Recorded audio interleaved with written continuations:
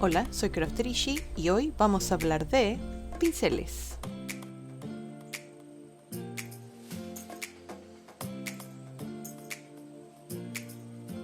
Para hablar de pinceles, creo que lo mejor es que ustedes vean todo lo que utilizo y me es básico tener en mi mesa de trabajo y, bueno, sacrificaremos este mini y lo usaremos como dummy de pruebas.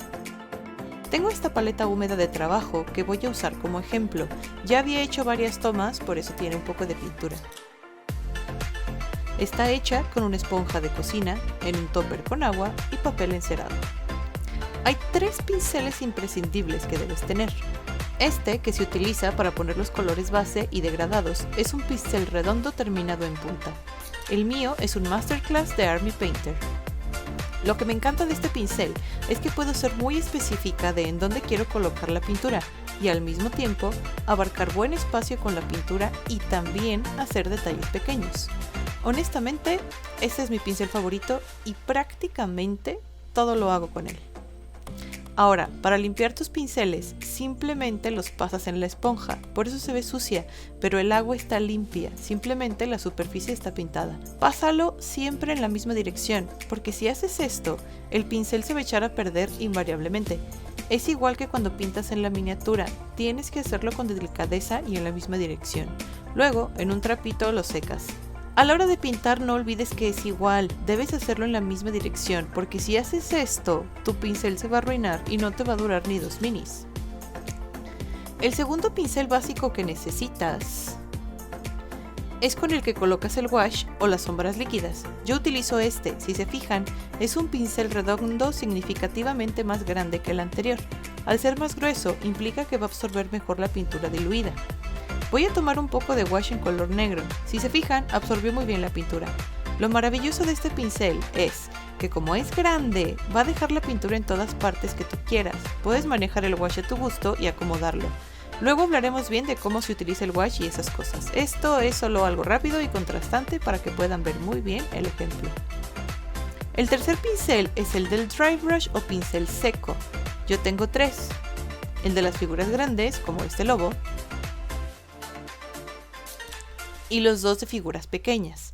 Ahora, fíjense cómo son pinceles planos. En este se nota más porque lo he utilizado menos, pero son pinceles completamente planos y es normal que se vayan abriendo las puntas al utilizar la técnica del dry brush.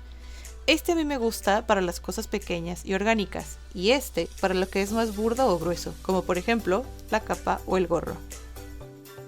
Voy a hacer un dry brush rápido en el sombrero para que vean cómo lo plano del pincel ayuda a que se pinte justamente la textura que yo necesito. Nunca intenten hacer este efecto con un pincel redondo, lo echarían a perder.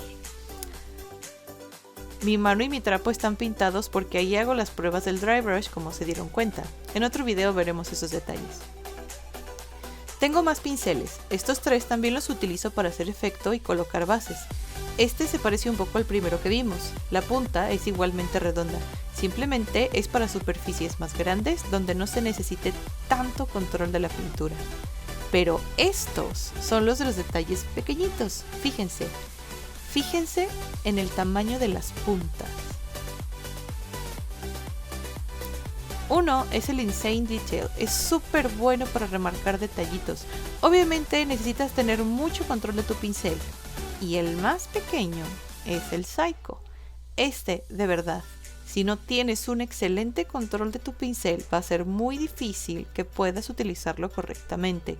La punta es pequeñititita y por lo mismo es para detalles súper específicos, como los ojos.